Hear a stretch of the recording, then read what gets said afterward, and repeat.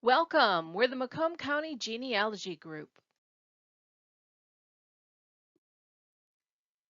You can find MCGG at our blog website, on Facebook, Pinterest, Twitter, and at our YouTube channel.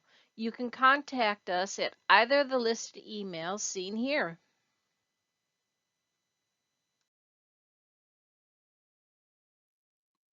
The MCGG Friday group has been meeting for over 48 years, and our MCGG Let's Talk Genealogy discussion group has been meeting for 16 years. During this pandemic and the library's renovation, we are meeting virtually once a month as a combined meeting. Many MCGG members volunteer their time in a variety of ways to benefit the genealogy community and the Mount Clemens Public Library.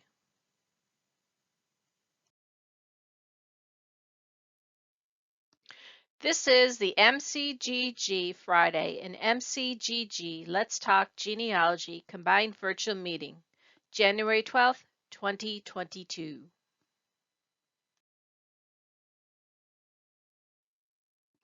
Our topic tonight is Where do I go from here? In our Let's Talk Genealogy discussion group format.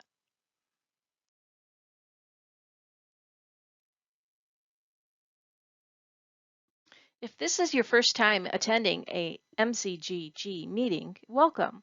Attend a meeting and you are a member. MCGG has no dues. If you would like to be added to our mailing list, please send an email to the email shown on the screen. We try to keep our emails down to a reasonable number each month, mostly meeting reminders.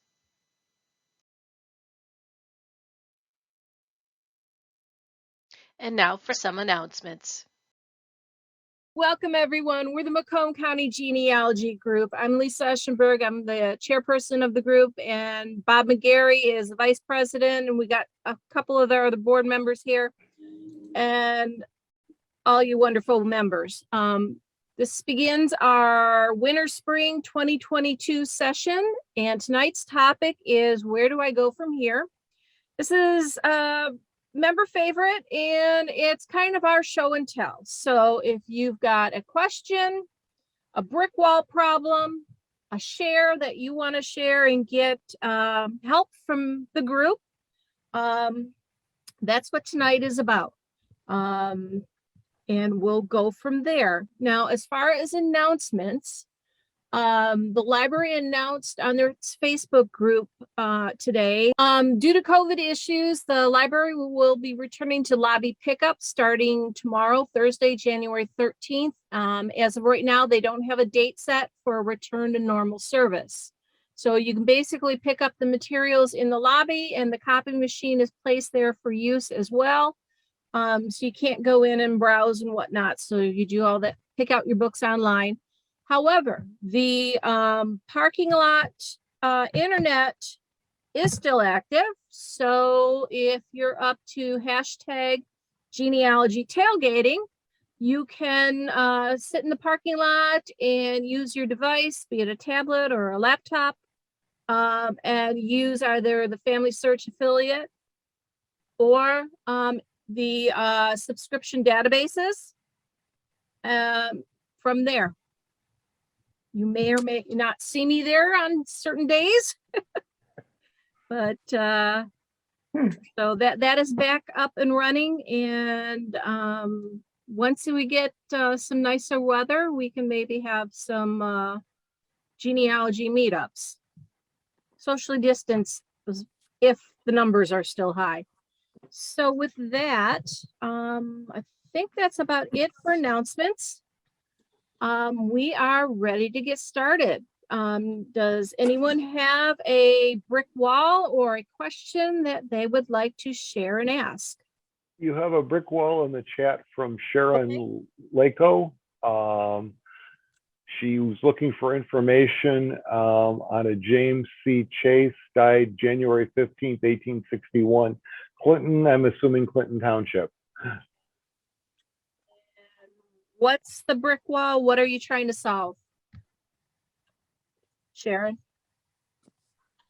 You can unmute yourself if you'd like. I got it. Okay, great. Anything. He just drops off after 1860. I can't find his death certificate. the date I give you is from the family records that they gave me. My grandfather. Well, civil vital records didn't start yet. So, have you looked for probate? Yes. Okay. So have you looked for land? Yes, I have a land certificate. Okay. Do you have him selling that piece of land? No. Okay, that's where I would, because Yeah. if he still owned it when he died, there should be a sale or a transfer to a child or something like that. That's what you would normally see. Now for a probate itself, there would have to have been a certain value to the estate. But if you own land, usually there would be a probate. But sometimes they slip through because they give the land to a child and, through love and whatnot, and the understanding that the child's going to take care of them in their old age. I had a few ancestors do that. The other option is to look for church affiliation and see if there's a burial record through the church. Can't figure out what church they're from at all. Okay. They got married in Justice of the Peace in 1833. Okay. 1850 census has all the kids on it. I've got DNA connections to most of those. I just really am just stopped, like I can't find. And he came from New York. Okay. And I can't find anything on that end either. So I'm trying to find his parent. Okay. All right. If anyone else has any other ideas? Did you find him in the 1860 census? I believe I did. Okay. That census is a little confusing. I think it could be that he's there by himself and the census taker put him with the next family, but I'm not positive. Okay. And he was in Clinton Township. Yes. Okay. Mm-hmm. He was in Ray's Corners. That's where the 1950 census was from. Okay, but where was? 1850? Yeah. What was that? Where was he in 1960 or 1860? Clinton Township. Yeah, Clinton Township. Okay. Yeah. If you think he was living with another family, could it be one of his children? That's what I thought too. And he did have a Melissa that I can't seem to find out there. And I think it's her, but I can't get it to match up. And there's a Nail family in with them. And I did find somebody on my DNA with the last name Nail. And I just went, oh, I found it. We're still working on it. We do match though. What about checking all the churches in the area in Ray and Clinton townships? How do I do that? Some of it you can do at the library when it opens up and the collection is available again. So unfortunately there's a little delay there. Now I'm seeing he'd be about 59 years old, right? Yeah, I think so. He was born in. Okay. I'm seeing him as head of household. Right. In 1860. Not Right. living with someone else. Right. It looks like his wife, Melissa. Yeah, and that's not. They're both about the same age. Marriage. They're both the same age. And then there's a Jacob Nail and a Minnie. The handwriting, I think they're in their 30s, though. It's a very sloppy 30 and almost look like in their 80s. Oh, I know. That's exactly what I thought too. And I'm going, well, that's great. But considering Louisa is 8 years old, I'm going to say those are 3s and not 8s. Right. It was a very confusing census. But they're both from Germany. Yeah, that's the other thing that messed me up too. But if you look at that, You know how they're numbered by household? I think there's a number missing. The one above is 2703 and they're 2704 and the next one is 2705. It's just that this enumerator's threes are atrocious. Yeah. So I can't find that marriage to a Melissa anywhere. The household 2706 is missing. Because then there's 7, 8, 9, and 10. So it's the household 2 after it that's missing. Why he skipped number, I don't know. Yeah, it was very confusing. Yeah, he's New York, she's Canada. Now, did he get his land by grant? Yes. Okay. Yep. And I would follow that through and see who he sold it to, or if it was given in love to a child or something like that. Right. And again, like someone suggested, try looking at any of the churches in the area. Okay. That were here early, and that in one of the Macomb County history books, there is a list of when churches were established. Okay. Go by year, and then so based on when they were married. Well, you said married by justice of the peace, so yeah, 1833. Yeah, but still 1830s, 40s, 50s, somewhere in there. There's not a whole heck of a lot of churches there, and they're also a little bit spread out, so that you might be able to narrow it down to 3 or 4 to take a look at, assuming their records survive. Yeah, right. Okay, thank you. Yep, good luck. Did his wife die? At least you have them on a census. His first wife died in 56.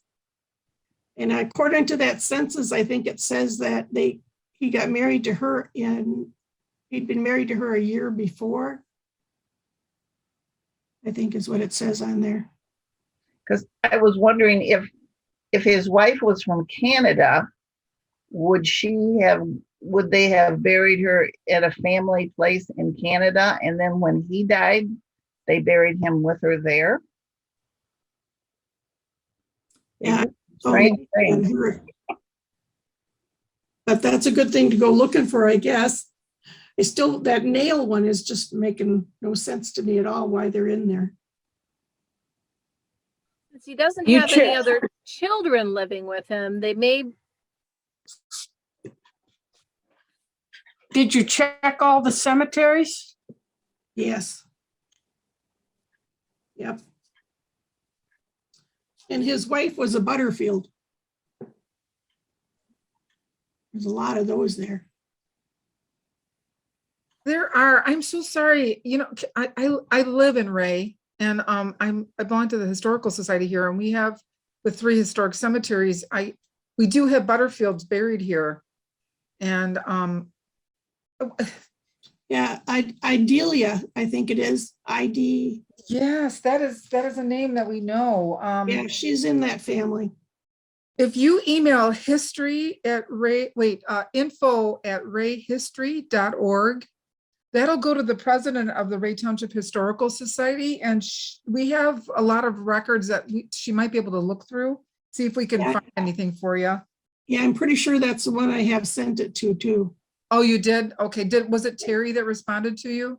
Oh, I couldn't tell you right now. Okay. Now there is a James Chase in Clinton Township in 1850. Uh-oh. I think, yeah. So you're saying he's in Ray in 1850? Yeah. All right. So maybe that's another James then. That might be. I'm not showing the one in Ray, but let me back it out and just put in Chase and see what I get.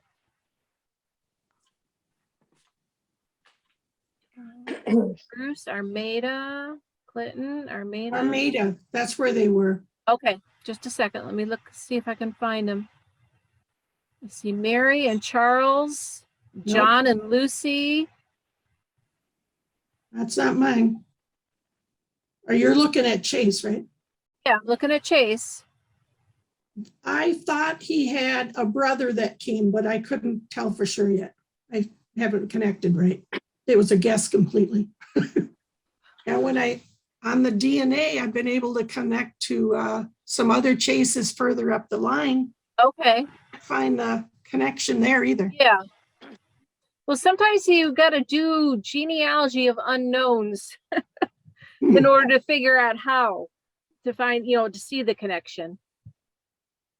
All right. Yeah, I would double check that, see if you got a case of two Jameses. For some reason it's not coming up. I wonder if the Chaz is a misreading of the brief. No, that's a kid. Well, if that can prove that that's not him, that's going to make my whole picture different because he may have went back to New York. What are some of the names of the kids? Rachel, she died early. My great grandmother was Mary Jane in 1843. There's Benjamin Jefferson or Jefferson Benjamin. One of those two.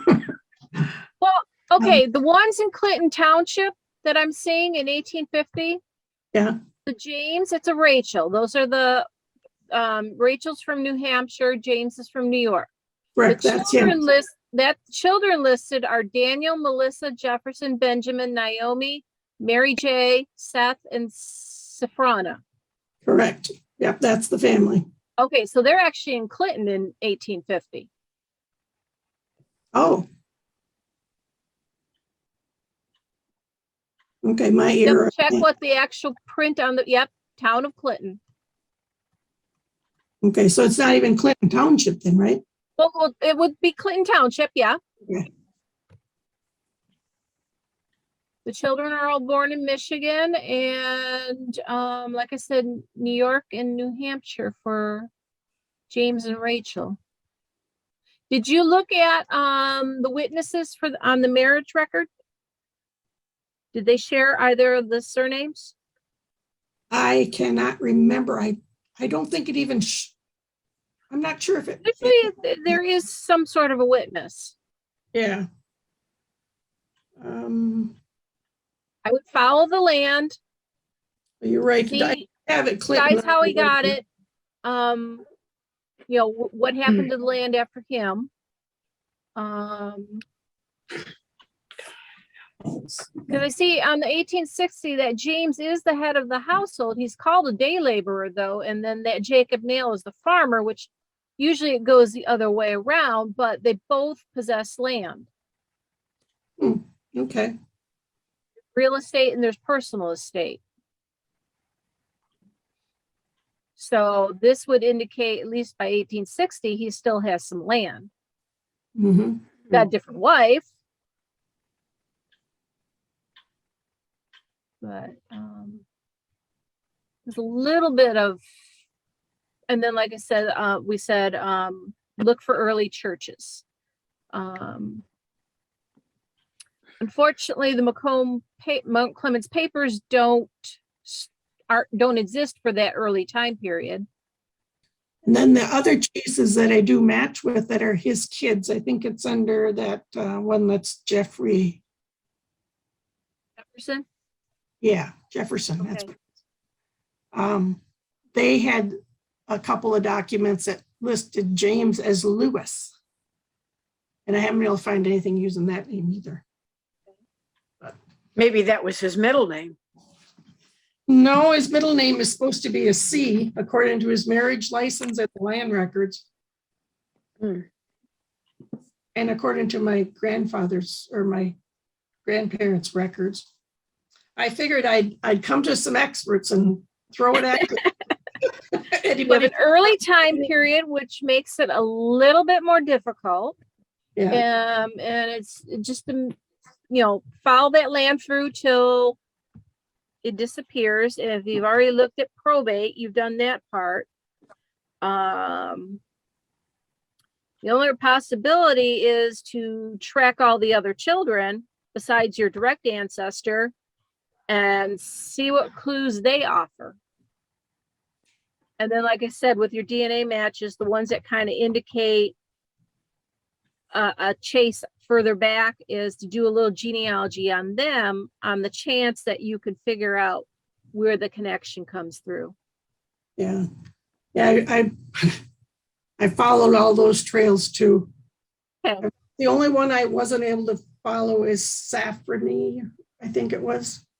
And she showed up a couple of times, and I think it was her, but I don't know for sure. But I was just looking at that land record, and it's a C also. Hey, Dan.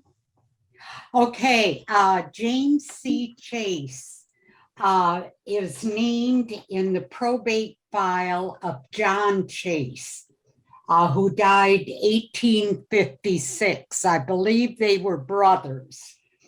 And we have the probate record at the library on John Chase. Cool. That's a new one. And there is a Chase file too that has quite a bit in it. And back in 1995, I had correspondence on this family from a Hannah Bliss. Oh.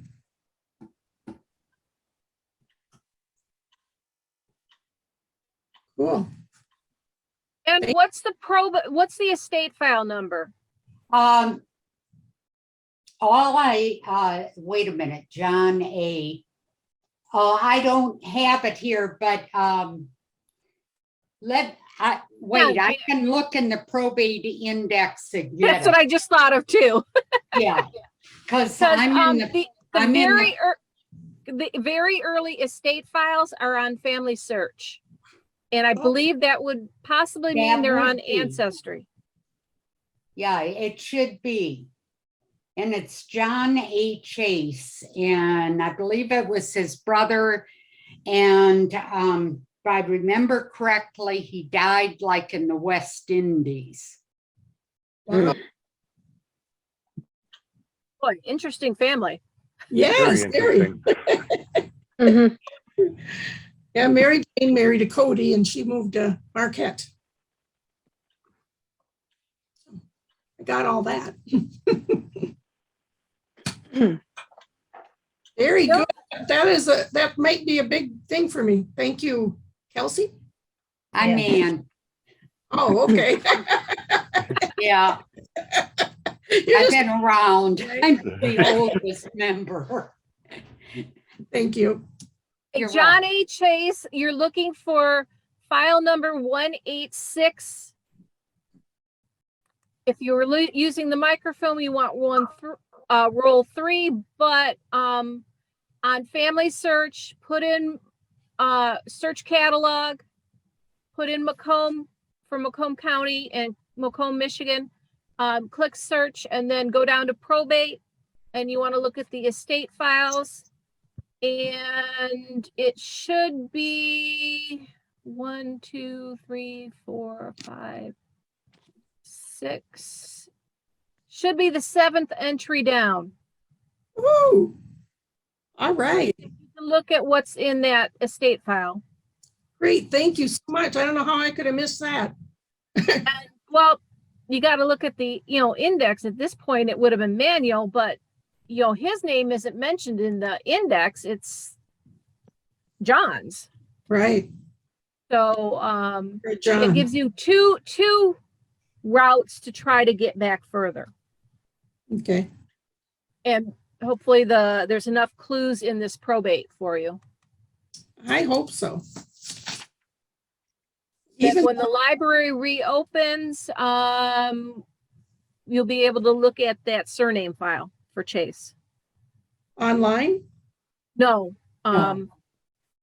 Are in you the local vertical or are file. you from I'm in somewhere St. else? Ignace. I'm in St. Ignace, so I don't get down there very Okay, all right. Well, when we get back to that point, you can follow the research assistance on the library's website and what Okay. you need to do and how much it would cost to get a copy of that file. Sounds great. Okay, but at least you can see the estate file. Is that in the Macomb Library then? No, the Mount Clemens Public Library. Oh, Cummins, okay. Yep. Thank you so much. Okay, good. Thank you, Anne. You're Yes, thank you, welcome. Ann. I'll let you know Alright. if I find anything. Who has the next question or brick wall? I have a There's- question. Hang Okay, on, there's a, Jenny. Okay.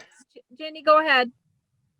Okay, I've been at a brick wall for some time on my grandfather and great grandfather and two siblings on the ship that they came from Germany to the United States. I knew the date of 1881 by not learning it via genealogy, but learning it from childhood on, that's the year they came. And I was in Salt Lake City quite some years ago, and I found them in an index, and they had been misindexed, and they were not on the ship that the index said. I had others look at this to make sure that, you know, I was reading the thing right. And I had two librarian people and another, you know, just regular person like me. And they said, no, it's not here. So some years later, my cousin and I went to Fort Wayne, and I had learned through a brother of my grandfather that the date was May 6th, 1881. Some document, I can't remember what document. Anyhow, so I looked at every single ship in Fort Wayne that came into the United States 2 weeks before May 6th and 2 weeks after May 6th and couldn't find them. Do you think my next step is to look at every ship that year? And if so, can I do that remotely somehow now? You could. Ancestry has, I think, just about all the passenger lists arriving to the United States, various ports. Of course, each port has various condition issues. They also have the Hamburg departure lists. Unfortunately, there's no corresponding one for Bremen if they came through Bremen, because most of the records They for were Bremen- from, I would think they're from Hanover, Hamburg area. And I checked that long ago. I checked that Hamburg list long ago and didn't find them. Okay. But they may have gotten more things added to it. I don't know if they've added things more recently. These are indexed. Yeah. What's the surname, Jenny? Brinkman, Brinkman. Would be two N's in Germany. No, they came, yeah, but every record I've had has been one N. Right, but over in Germany, it's common. It two N's is the common version. And what's their first name? My great grandfather was Henry W. and my grandfather was Henry C. The reason I want to find this is because by family verbal history is my great grandmother and two children died on the ship. And so the ship record would contain their death records. Well, it would tame a list an entry that they died. It's about, it doesn't give specifics. Yeah, but I mean, at least it'd be something. Maybe, and I know her name, etc. And I know that she was married before. Or I should say, yeah, anyhow, I have some records Okay. from before, but I don't have anything once they got on that ship. Any indication of province? No, other than Hanover, Hamburg area. Did I ask if they came directly to Detroit? No, they didn't come to Detroit. They went to Ohio. Okay. My great grandfather and my grandfather both had farms in Hancock County, Ohio, near Van Buren, Ohio, Findlay. And I don't know if they came directly. And it's not the time period that the Erie Canal was, so they wouldn't have come that way.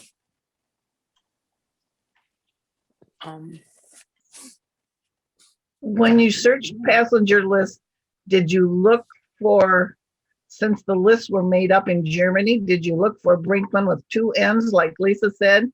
And Henry might have been Heinrich. Oh yeah, I'm sure it was Heinrich.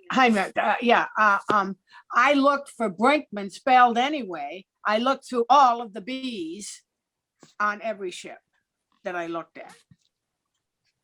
Unless they got the fact that it was spelled not with a B wrong. I think that they would get that part right. It's the ending they might not get right. Mhm. So, so if I'm going to look at ship records and indexes of ships, other ships, where do I find this on Ancestry? It would be under the main search, or all collections, and then there's immigration and travel, and then there's a category passenger list. Okay. And, Okay. You can search each individual port, or you can do a broad search, Mm-hmm. and that's one way to I would do it. think with it being Hanover, Hamburg area, they could have very easily gone to another country and left from a different country.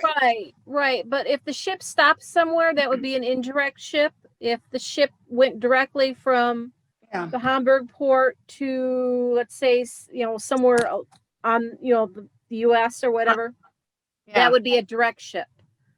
But what's nice about the Ancestry index, regardless of which way they came, they're all in the same index. Okay. Yeah. Now, have you looked at church records? Have you looked at church records to figure out where they were born in Germany? To get a village? If the pastor, I don't have a church record any place other than the United States. Well, that's what I meant, the United States. Oh, did they give no. any indication of birthplace in Germany? Nope. Nope. Okay. Yeah, I've even been to the church and gone through records at the church. And I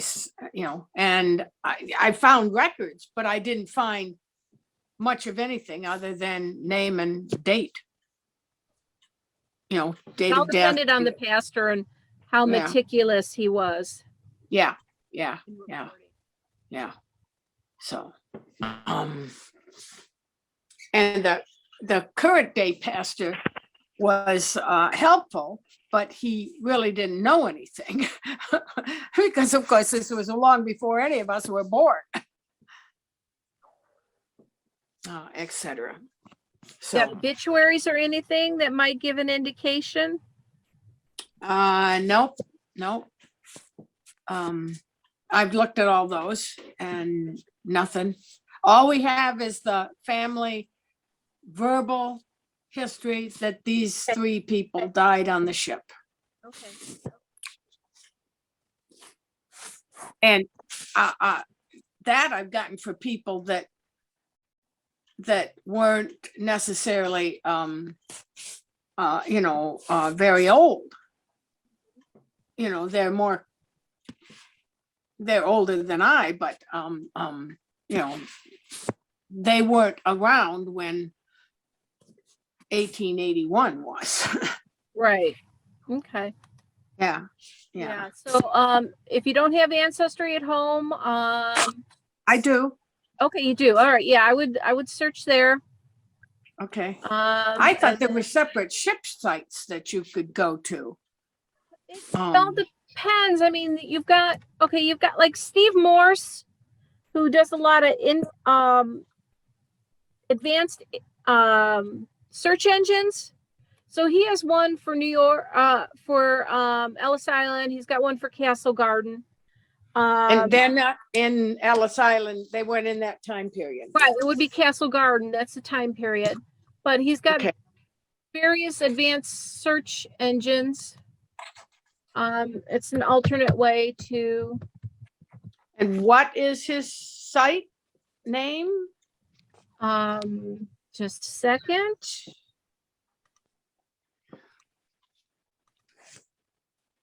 It's SteveMorris.org. SteveMorris.org. You can look at the screen. www.stevemorse.org. MORSE.org. Yep, I've got it. I'm showing it on the screen right now. Okay. There's search engines for Ellis Island, for all of New York, and for the earlier. Okay. Okay. Thank you. Thank you. Yep. And then he's got ones for other ports too, to give a shot. Okay. Yeah. Okay. Thank you. I assume they probably came to the East Coast, which makes logical sense from coming anywhere from Europe. Right. As opposed to, going around South America to the West or New Orleans or something like that. Thank you. All right. Good luck. Yeah. Next. All right, Lisa. Okay. We've got a few backed up in the chat. Okay, let's go through the chat. So I'm gonna skip one and answer a quick one here. Rebecca Murphy posted, silly question, why would you want to sit in a parking lot when you can use Ancestry.com Library Edition at home with a Library of Michigan card? They're free and can be ordered online, just wondering.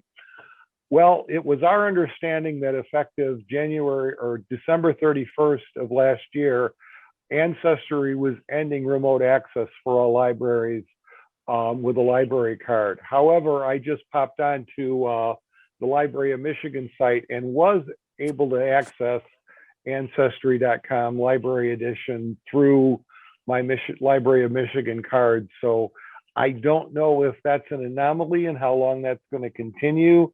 But for most other libraries that had Ancestry Library Edition, if you had a library card for their library, you could access it up through December 31st, and that ended obviously January 1st. So that's why the parking lot was there. But the other reason you might want to come and visit the parking lot for the Mount Clemens Public Library is access to our Family Search affiliate link is valid through that parking lot Wi-Fi access. So if you've got something that's behind the little screen wall on Family Search, you can get it via the library's Wi-Fi. So that's the answer to that one. Most of the locked film, but not all of them. Occasionally you run into one that's still locked. Yes. Sue Paul writes, greetings, first time attending. I primarily use Ancestry and some Family Search. When I search for an item like marriage, it takes you to a page with some info and no image. No way to be sure if it's your relative. Where do you go from there? Okay, so, depends on which website you're on. Right, so this is Larry. Actually, my wife's name, Sue, is on the thing there. But so I have a situation where I have ancestors who, two brothers married the same woman, one after one was divorced. And I'm trying to figure out if the dates that I have from like a second cousin seem to be opposite of what is her notes say, that one married one after the divorce, But when I look at, I do have one marriage, Michigan marriage thing that shows a date that would be opposite of what she's saying in her note. So when I search on Ancestry, it has the source, Michigan Department of Community Health citation, and then the source information is ancestry.com. But when you go there, all you get is, you know, the text. This is no image, text only collection. Okay, are you in the U.S. Michigan records 1867 to 1952? Or are you in the U.S. county marriage records 1822 to 1940? U.S. marriage records 1867, 1952. Okay, what time frame are these marriages? Somewhere around 1920 to 1935, depending on which one is correct. Okay, what's the last name?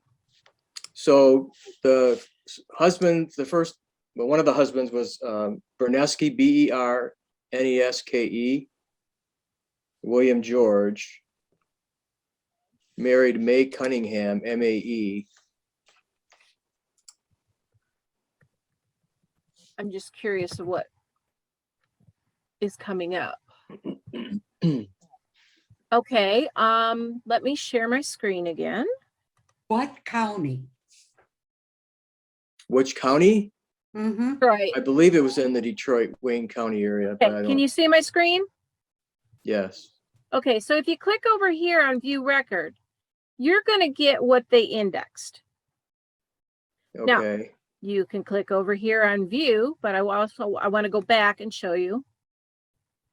Okay, so you see this little icon here? Looks like a picture. How did you get to that screen? Because that's not where I. And I actually, that document that you just had there, I actually saw that one. Okay. What I did is I went directly to, let me back out.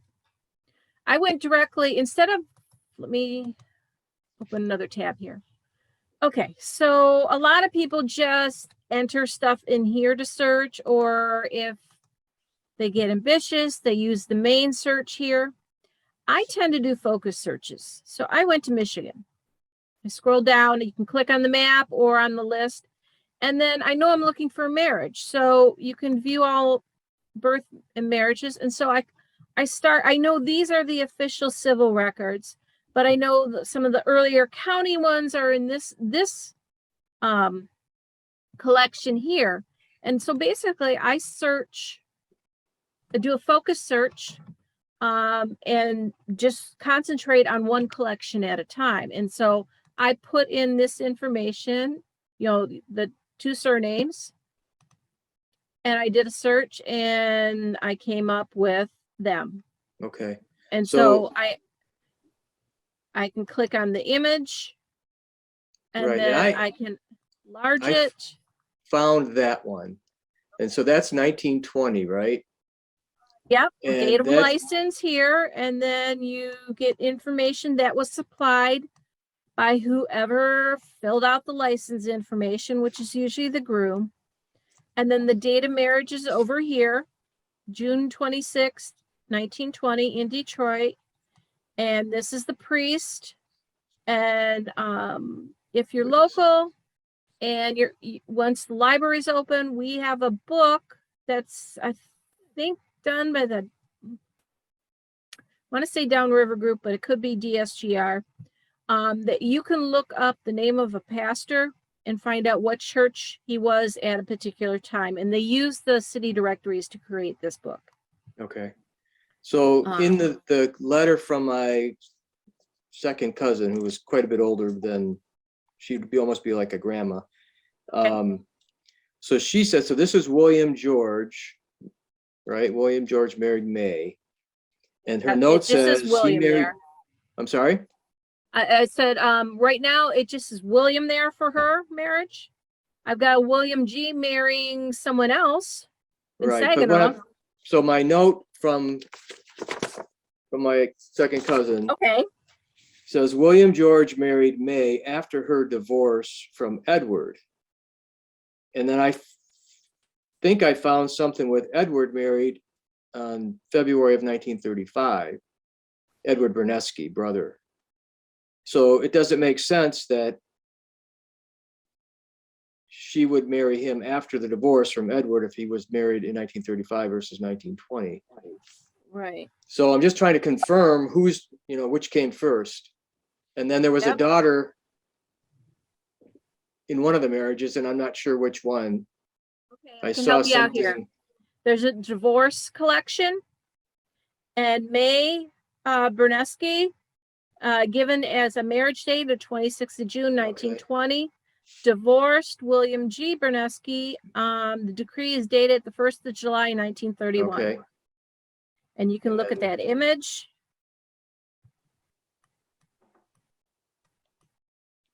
Okay. And there's that information.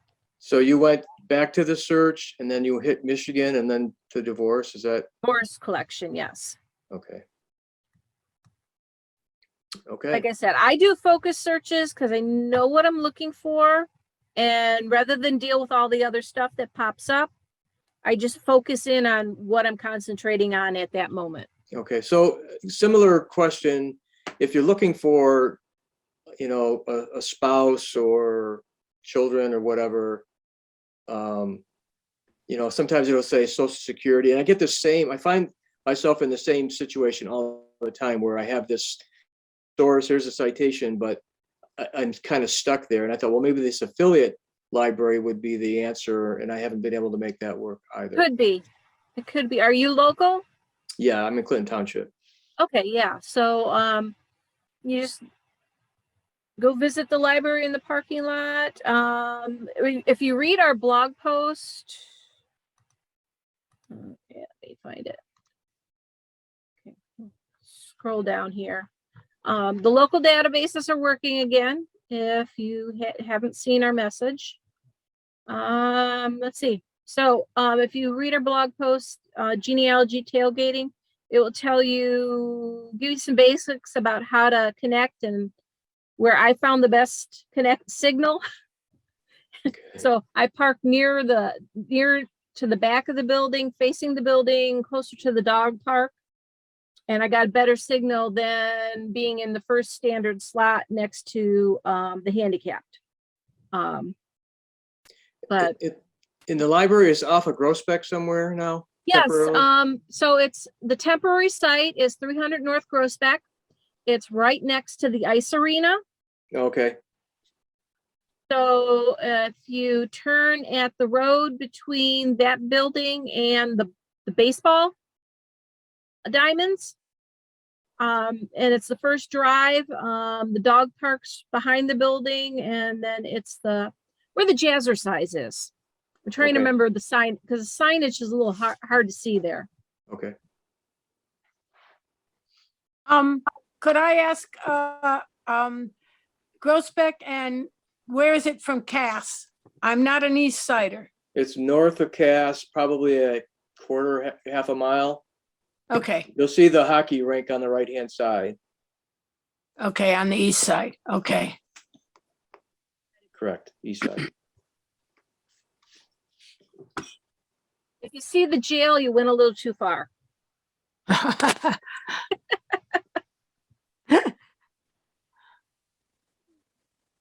If you cross, especially if you cross, what is that road? If it's only a half a mile from Cass.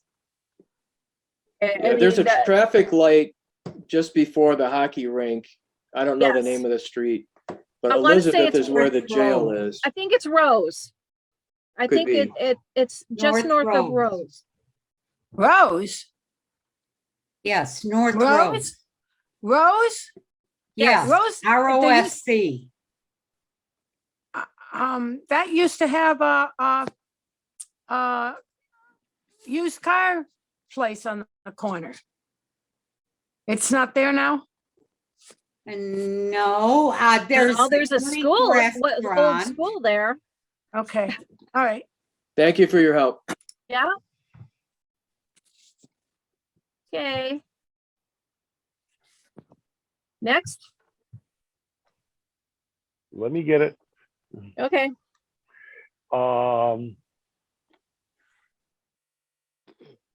Sharon asked, maybe it's already been asked, but what is the best way to research family names on Facebook? I'm not on Facebook, so I will throw that one to you. Okay. I've done a little bit of research on Facebook, but there's so many people on Facebook that have nothing to do with genealogy.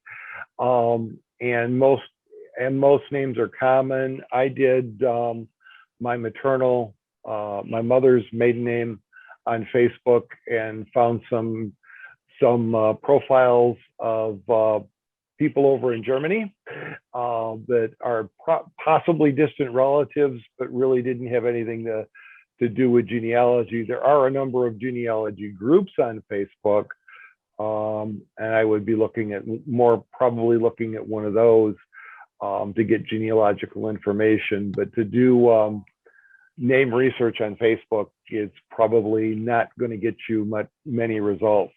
And Diane, I'm going to probably mispronounce this, Cornawa. When do city directories begin for area, ? And what libraries have them or are online? The question is, particular area. Yeah, what area? If you're dealing with Mount Clemens, the city directories for Mount Clemens survived from 1896. There's some missing stuff here and there. And the earliest ones are digitized. So you go to the digital archive, go to Mount Clemens Public Library's website. Then you go to the digital archive and click on local history. And you can narrow it down to Mount Clemens. And then put in city directory, I think will work. And there you go. It'll give you the time period, and then it will open up as a PDF in their little block. You can open it up a little bit larger. And then find the magnifying glass and you can search. And then it will pop up who's there. And if you want, there is a way to download. So there's a variety of years available for Mount Clemens, and you would kind of do this kind of similarly on any of the local library that you're dealing with if they have a digital archive. Now, let's see.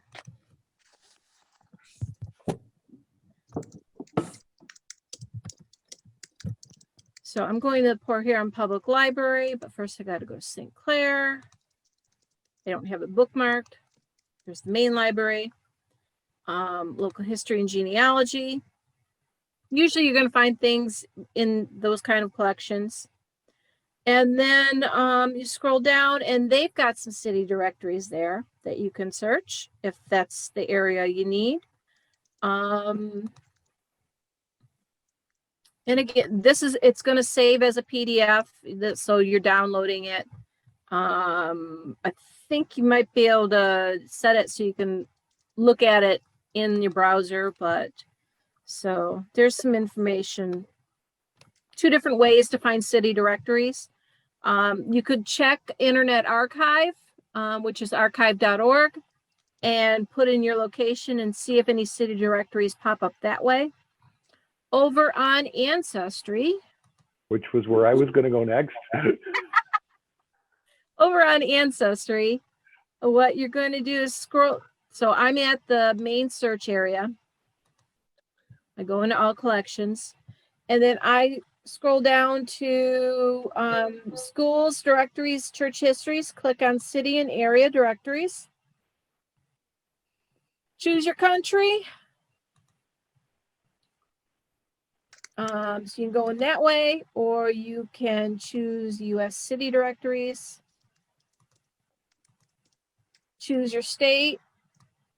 This lets you see what's available. And then choose your city. And then once you got that, if you continue going this way, you're going to end up manually searching. But let's say, I know there's something for Benton Harbor. So then I put in Benton Harbor up here and the surname if I want to do an electronic search. So you can manually go in or you can narrow it down and then tell it where you want to look. Focus your search on one location.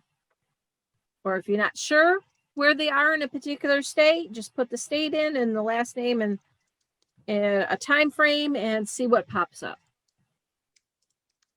Any other ideas on how to find city directories other than family search?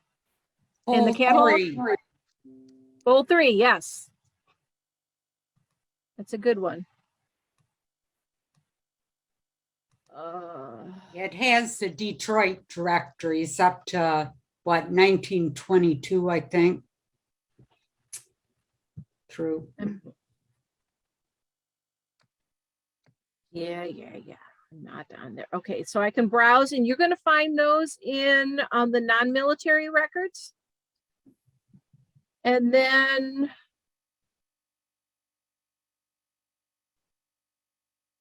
under city directories.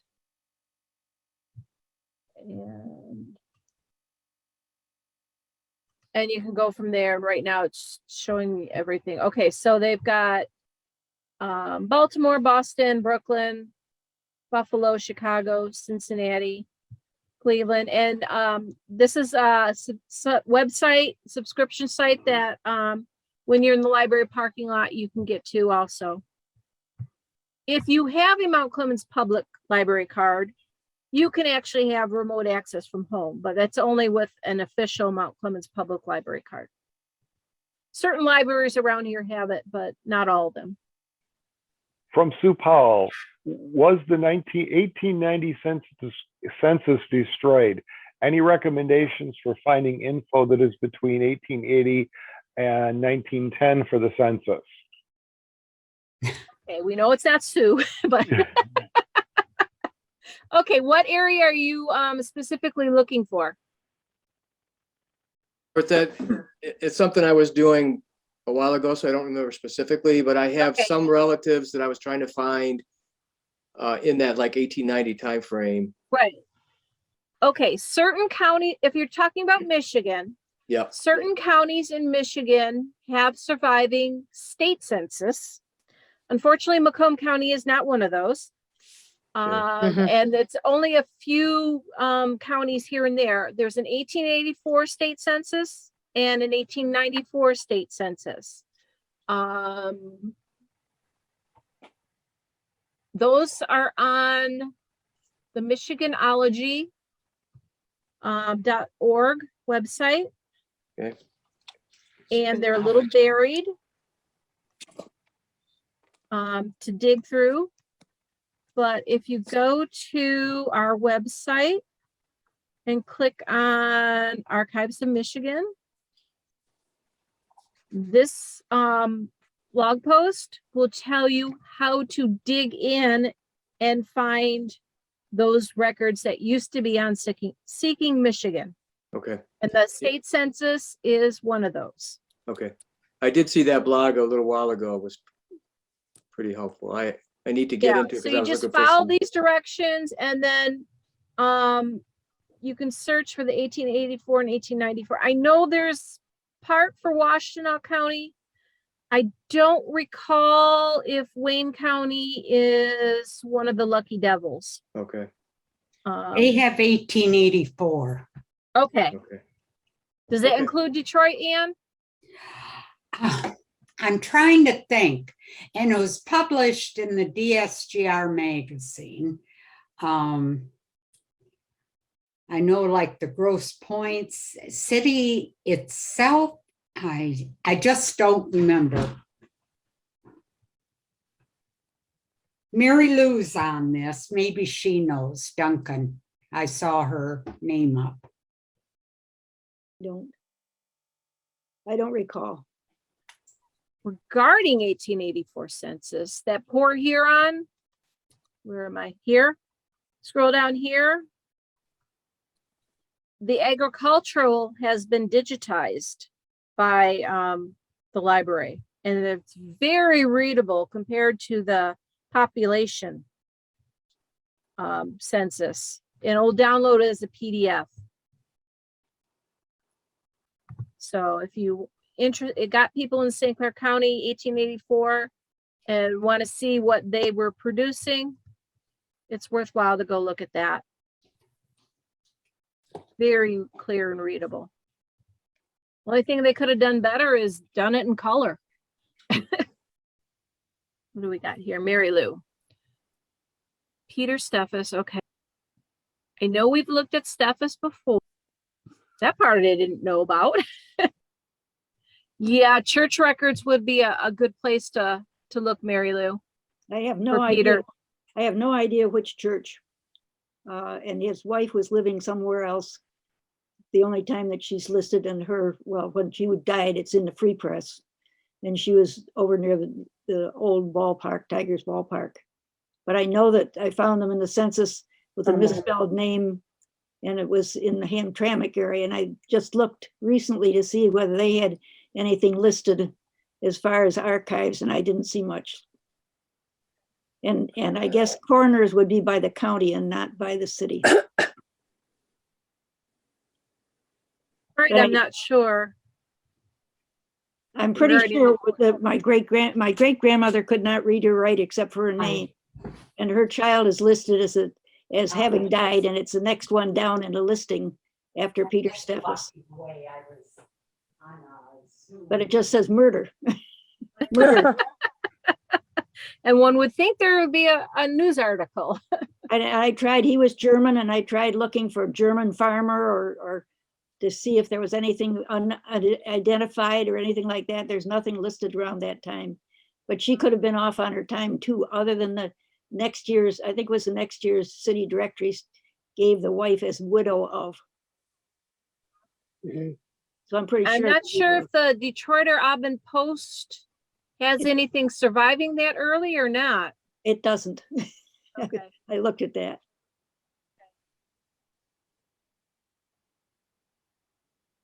Oh, I wish I had better ideas. Anyone else got an idea for her? And none of the descendants know anything else about it. I don't think they even know as much as I do on it. Well, if it was Hamtramck Township, it would have been Wayne County. Doesn't necessarily mean that part of Hamtramck Township, when it ended up as being part of Hamtramck, but could have become part of Detroit, but it still would have been Wayne County because it would have been outside of the Detroit city limits at that time. But that would be an awfully early death record in Wayne County. The city directory that you said she was listed as a widow, that could be off years wise, simply because they figured out she was a widow and it took time to print it. So it might have gotten put in later than really happened. Well, the thing is when it happened, because she's got the death certificate, it's death record. Okay. And the death record information, I'm sure, was by the daughter, because everything else on it checks out that he was German. It gives an approximate year of age, or year he was born. But the thing that threw me for a long time is that when his wife died years later, it listed her, it said wife of Peter, and it didn't say he was deceased. So for a long time, I thought he was still living.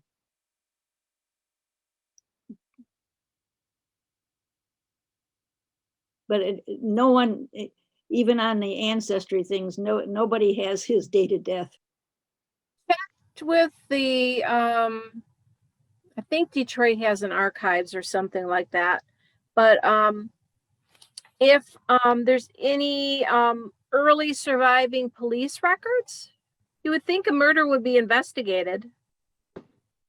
Well, I had them checked down at the library because they have an index to the coroner's records. Okay. And he wasn't in there, even with misspelling of the name. They looked and they said they didn't find anything in 1871. I meant the police department itself. Well, he could have ended up in as a vagrant. I have no idea. But no, I'm thinking, normally a death is the police investigate deaths. Yeah. Not just the coroner. Murder. That maybe, but I don't know how far back the Detroit police record investigation files go. I don't know. I know they have Dehoko records down at Burton because I've looked Mhm. at them before. But I don't know what else they have as far as police records. I know they've got coroner's records. Yeah, but if he was in Hamtramck Township, he would have been outside of the city limits of Detroit at Oh, that that's time. true. That's true. So that would have fallen to the sheriff's department. Would be Wayne County Sheriff then? Yes, Well, I have not looked for that. yeah, because Hamtramck wasn't. I don't believe Hamtramck was incorporated as a city until around 1920, and that was just to keep part of their area or their village from getting swallowed up by Detroit, as Detroit annexed all of that property up to 8 Mile. But in the 1870s, the city boundary for Detroit was Grand Boulevard. Yeah, maybe another route to look, Mary Lou. I'll check and see if they've got sheriff's records. Okay. Mary Lou, spell the last name for me, please. Steffis or ES. Okay. And sometimes it's listed as Steffers with an R in it. I think the date is fairly accurate though, because in the next census, the children are living with other people. And my great grandmother was alive. I knew her, and she said that the girls were raised by Protestant family and the boys were raised by Catholic family. But in a death record, it says he was murdered in Detroit because it says where and it says Detroit. Well, Yeah, go ahead. Go ahead, Dwayne. now Detroit Transit Authority had their own police department, so it may be in their record. Streetcars and railways. Good idea, depending on when they started.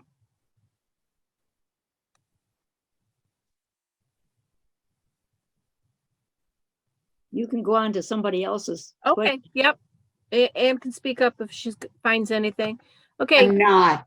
I was Okay. checking something. Not finding, no. Anyone else that has a question or share? Got another one in the chat. This is from whoever is owner. My mom was born on a farm near Saul Road on the site of Lakeside Mall area in 1918. Because Saul owned the adjacent farm, what city would that have been at the time?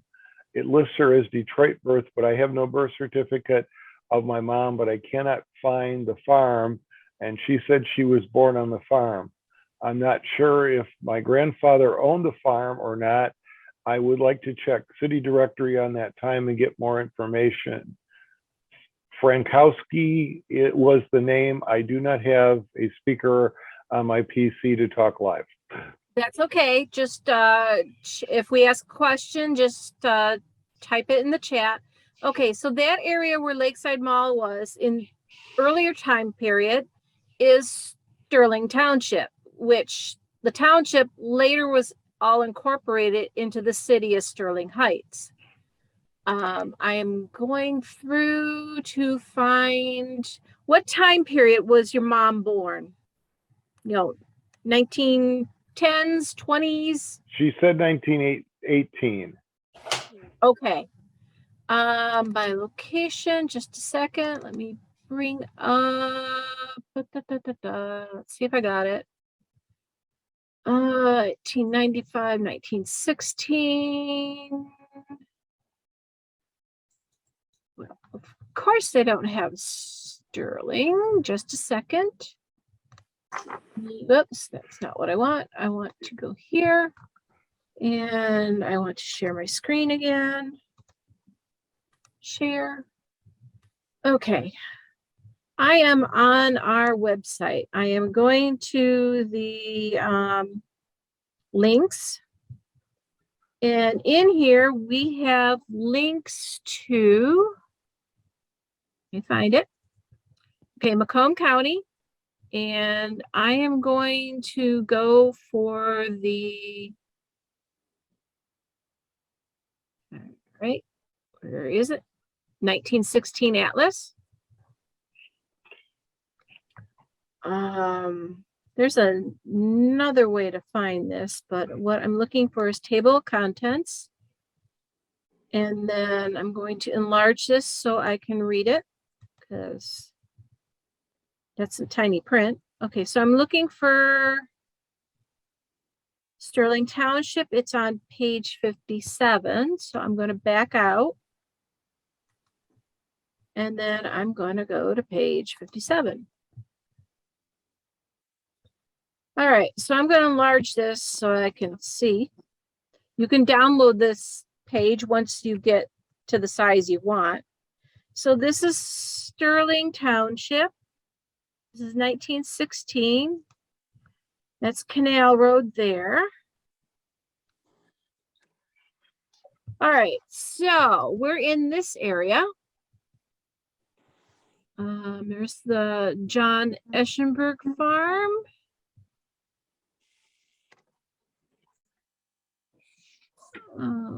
Kerners are there. Do you remember any of the neighbors? I can't see the chat, so. Yeah. Looking for Frankowski. Yep, I know that. Okay, one idea is, enlarge that a little bit more, is if you go Google the Macomb County Register of Deeds, and then go to the basic search for the land records and put in Frankowski and see if something comes up. And so it's going to be Sterling Township, and it will be Township 2 North, Range 12 East. And you can see, because this is 1916, so you got a couple years that someone maybe might have sold. There's Pretzer there, car. I know this is about where the mall was up in here.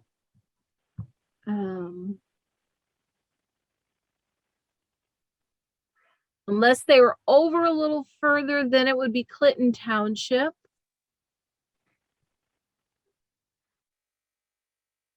Because as you're getting down here, this is behind the mall. That is 19 there. You've got Saul Road running halfway between Shaner and Hayes there. So that would be south of 9, because Saul runs south from Clinton River Road now, and it looks like it ran there in 1916. So I think we're a section south of the mall by what she described in her. Okay, yeah. Section. But I think Saul Road, I think Fraser. Yeah, no, there's Saul Road in Sterling Heights. I know it well from my ambulance days. But the one question, if she doesn't have her mom's birth certificate, if her mom was born on the farm in Sterling Township or even Clinton Township, her birth certificate should have been registered with Macomb County and not Detroit. So it would be obtainable through the Macomb County Clerk's office.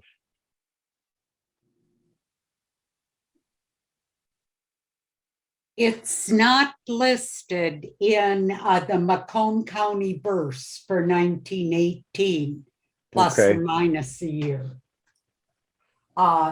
Now, it could be registered as a delayed certificate. That's true too. And I don't have those indexed. but the regular 1918. Yeah, because it looks like Saul still runs where Saul runs where it still runs today between Canal Road and Clinton River, about halfway between Shaner and Hayes. But we're not finding any farm like that in 1916 with that surname. Right.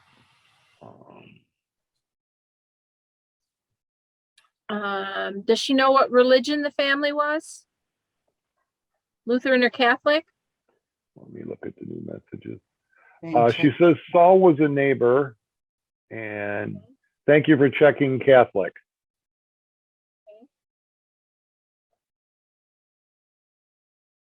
There's a possibility they figured they got the child baptized or christened, and that was enough. That's where you find delayed registrations later on, as they're needing Social Security cards, or because of either World War I or World War II. And that's maybe where the Detroit came in. Yeah, Baptized in a Detroit church. that's a possibility. Yeah. Yes.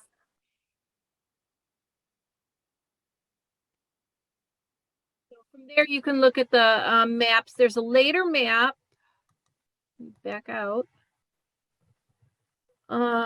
Which galley has? And they said she was baptized in Detroit. Okay.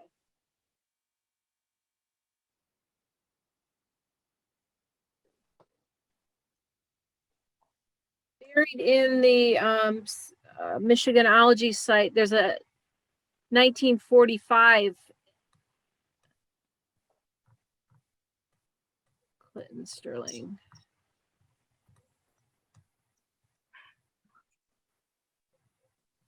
Plat map that you could go through and check and see if they're listed there.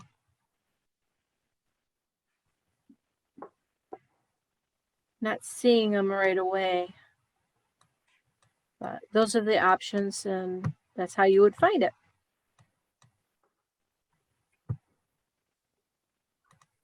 Okay, next. Good luck. I have a question. Go ahead, Sharon. It's just it may have already been answered at some point, but what is the earliest of any national or state census? And I know that I have one relative who came over documented in 1668 on a ship, but how far back do any ship records go? I assume they may be different in both cases based on states. Well, there wasn't any official need to keep a ship list until much later. Mm-hmm. So those early ones you might find hints of being in the Philby Books, where someone, the Philby Books, the beige tan books that were in the genealogy room. It basically, what they do is they kind of index ship lists that were printed in other publications, and so that's where you catch some of the earlier ones, but there was no mandate requiring ship lists to be kept. Okay, so if the library is open sometime in the next year? The collection won't be back. The local history and genealogy collection will not be back in the library until the renovation is done. Which is? Late summer. Okay, Anne could help me with that then? We can't get into it right now because of COVID. Uh-huh. That's true. I haven't been anywhere in 2 years. What am I saying? Yeah. The Philby Books are also at Burton and the Library of Michigan. So there are other places with the Philby Books, but like it's not a guarantee that they're going to catch what you're looking for. Earliest federal census is the 1790. Sometimes in some towns in New England, you'll catch a list of residents. It's not an official census, but it may be a listing of proprietors or residents. Those are kind of the closest things you find. And any other ideas? I'm wrecking my brain here. But tax. Okay, Sharon, was this Southern or New England? Well, I'm guessing Southern. It's my DAR family. And I can go back far enough to have DAR proofs. But then I thought, I don't know where they came from when. And I haven't really put a lot of effort on that, but I thought it would be appropriate to do it. Then I thought, well, how do I do it? I don't think there is any census, back in the early 1700s, although I know these guys owned land before then, or at least in the early to mid 1700s. What state? Virginia. As were most of my Shipleys after the late 1600s. So I didn't know if Virginia had any kind of documents or. Well, there are. I've been there, but I didn't think of looking for this. As far as ship passenger, I'd forget that for now.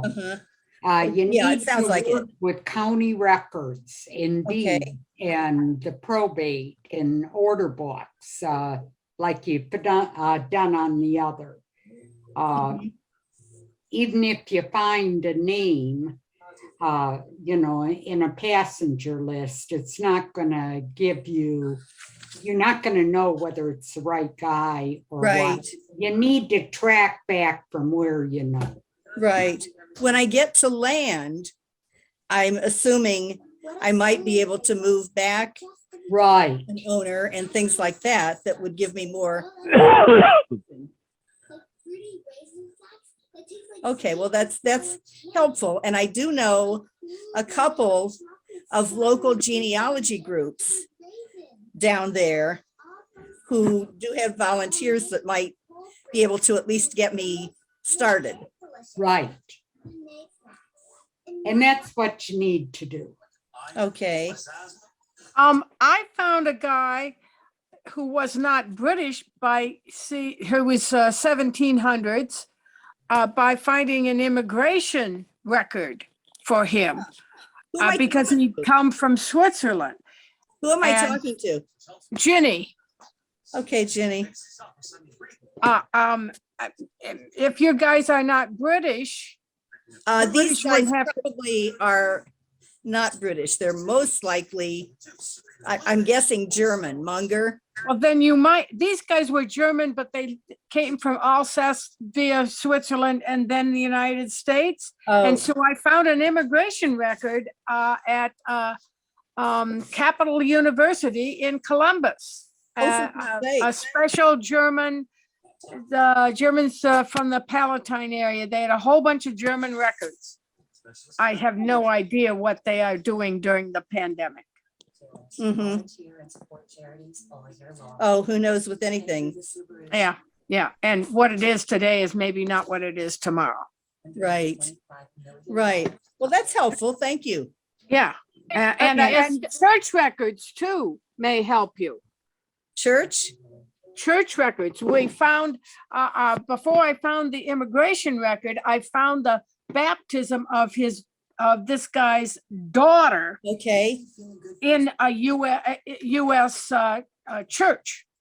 That's a good point. I did find one of these wives' baptism in a church record that wasn't any church. It was just all churches. And I was able to locate it in a bizarre way because I'm a Presbyterian. It connected through the Presbyterians to something else back in the 1600s. And the something else had a record. Presbyterian, I would think that they might be Scottish. Well, yes, I've done all kinds of things like that, and she may have been. He was not. I mean, I'm Okay, at least as far back as I can go. That name Okay. sounds very German to me. It was either Munger or Monger, and so I'm going on that belief. And the Okay. DAR hasn't had anything to say about that. And it Well, yeah, could have been in Pennsylvania and dropped down too. That's a possibility, and one of the hard things to sort. That's why I said any of the states that keep records, I would be willing to check, like Pennsylvania, Virginia. A number of my people from another family arrived in Maryland and went down to Virginia also. Mhm. Yeah, my guys were in Maryland. Uh-huh.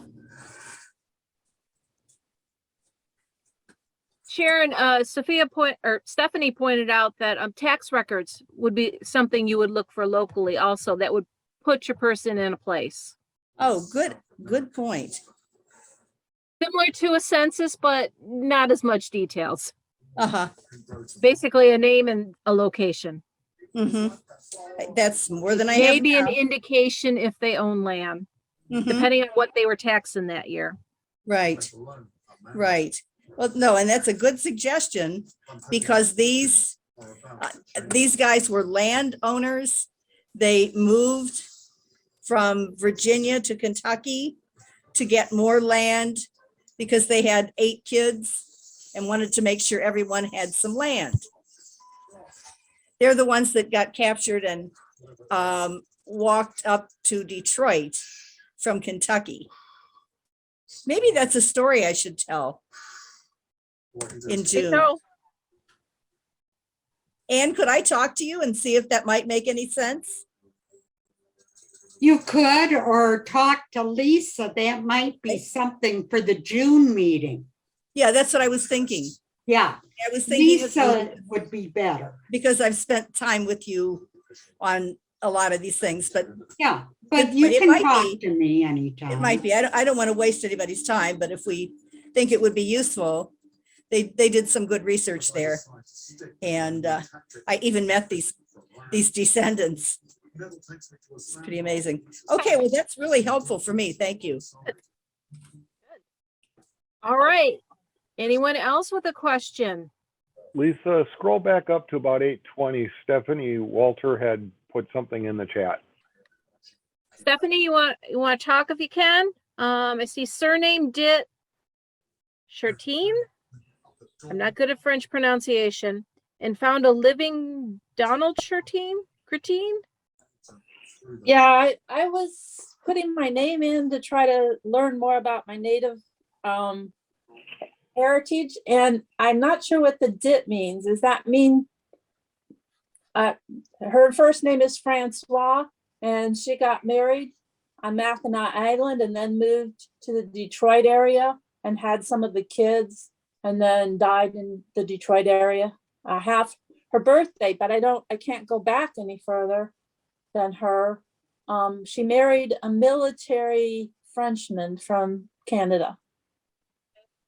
A Dit name is kind of like also known as a go by name. Anne, can you explain it a little better than I am? Or does that work? That's kind of it. And sometimes they go by the one name, and sometimes branches go by the other name. Just to make our life fun. Yes, it does.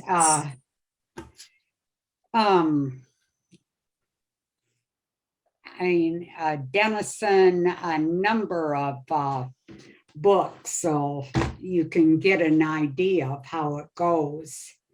And of course, if our library was open, there'd be all sorts of stuff. Mm-hmm. Ancestry does have the Droon collection.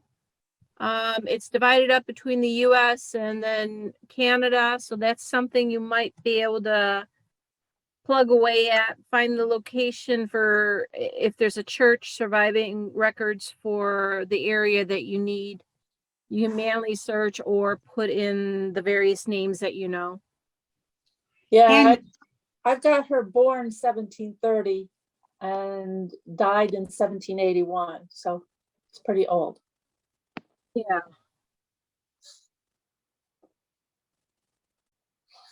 But I'm going to try this guy and see if maybe I can connect to his tree, because he's from Canada and he's indigenous.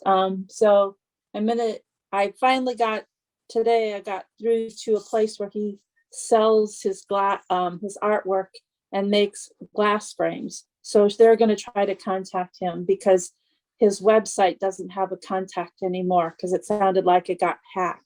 So I'm going to see if that might go somewhere. Good luck with that. I Okay. thought they had some specialized Mackinac Island historical records that you could access. I just happened to hear that someplace at some time, you know. There are. Oh, Okay. good. You're right on that. Okay. Is there any way for her to, attack those from home? I wonder.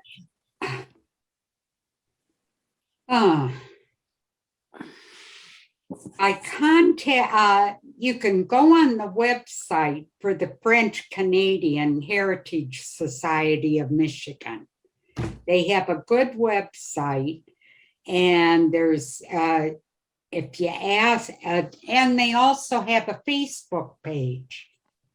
I would get on there and kind of make some inquiries.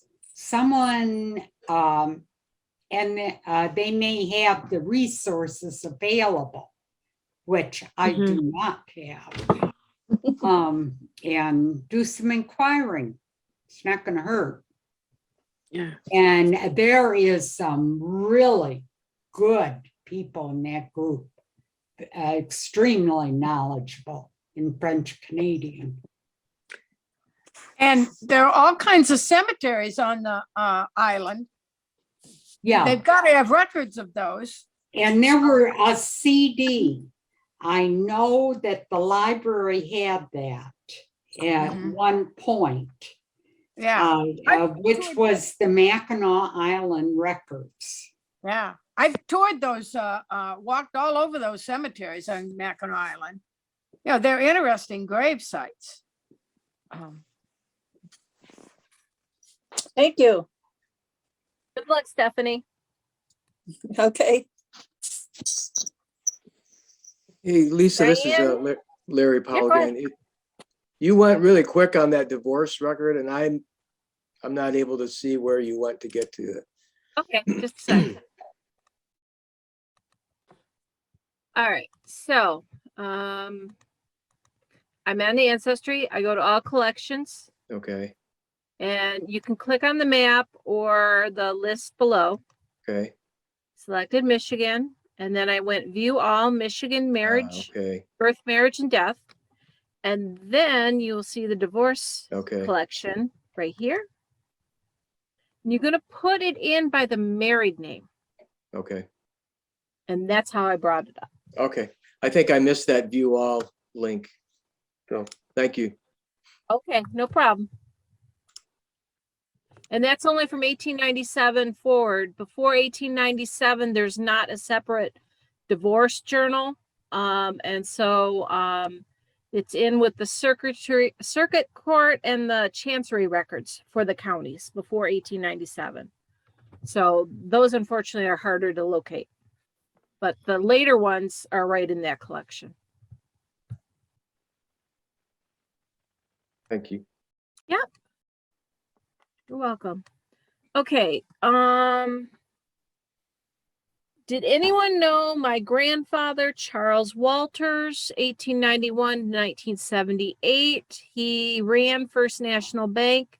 I'm collecting stories. Paul Walters. And he's included his email in the chat. Paul, you might want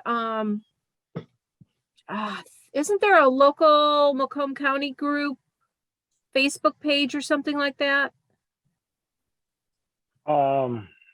Macomb County Memories. Yeah, something like that. Yeah. Yeah, there is. I Might want to try on there. Yeah, most of that, what people are posting is more pictures and stories of places rather than people. But I'm assuming he means the First National Bank in Mount Clemens. I'm guessing too. But yeah, Had a cut up double bank desk down in the basement. It's like a walnut, or I don't think it's mahogany, but it's really thick wood. I don't know how they got it in the basement, but I know it came from that bank. Yeah. Hoping someone in the group knew him. Yes, Mount Clemens First National Bank. Unfortunately, the neighbor died long ago, so because he worked there. That's where Dad got the desk. He moved here in 1926 and ran the bank till he died in 1978. You know, try the you might want to try the Historical Society, which runs the Crocker House Museum. Yeah, I just did a group search on the Macomb County Memories Facebook group, but nothing's coming up. I'm going to do one on First National Bank and see if anything comes up.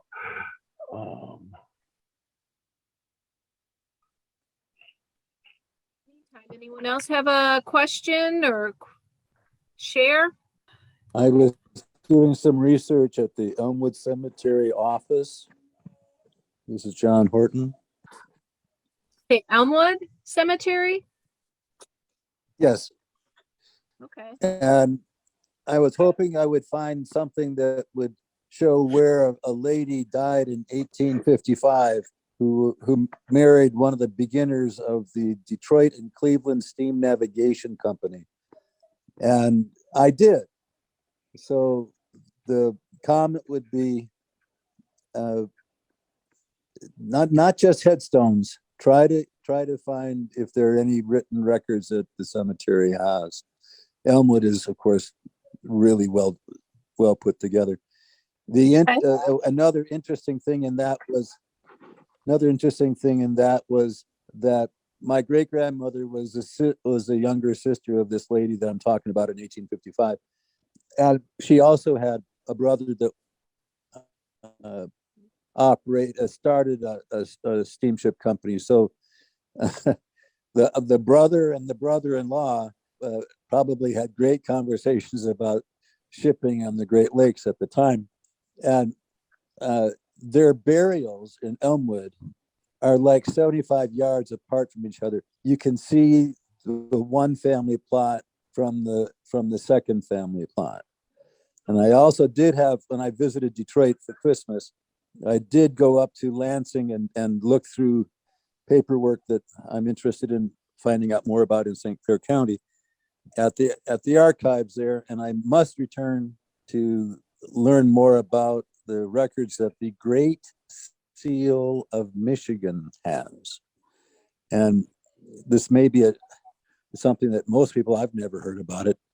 The Great Seal of Michigan actually is the organization that owns anything of tangible existence in the state of Michigan.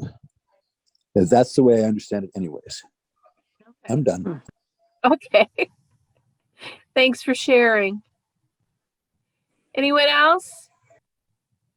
Okay, Diane is mentioning she's a retired geography professor. There is a conference sponsored by Minnesota Geography Alliance of Researchers, and it's free, and some presentations might help in research presentation methodology. Contact Mage Minnesota Alliance, George P. Walters.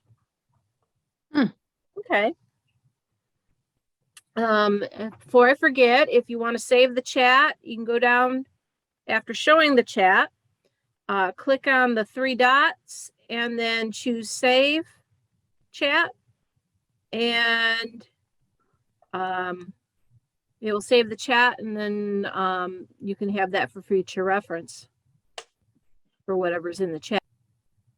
Well, we've got 6 minutes, and if no one has anything else, I guess we'll say goodbye until next time. Keep an eye on our blog website. You'll learn what's happening in the genealogy world. Last week it was that the 1921 census for England and Wales was released. It's only on Find My Past. And it's got a small fee for printing or saving the digital images. If you have someone there yet in 1921, and if you want to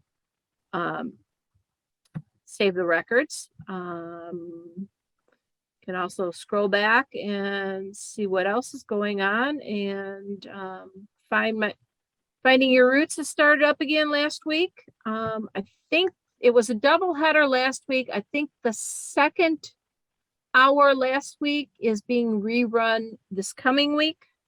And I know PBS re-shows the shows at different times. You might be able to get it in demand or from the website. So with that, thank you everyone for coming, and we'll see you next month. Thank you for watching. Our next meeting is scheduled for February 9th, 2022. For our February meeting, the topic is how to use PowerPoint presentations slides to tell a story, presented by Lisa Eschenberg.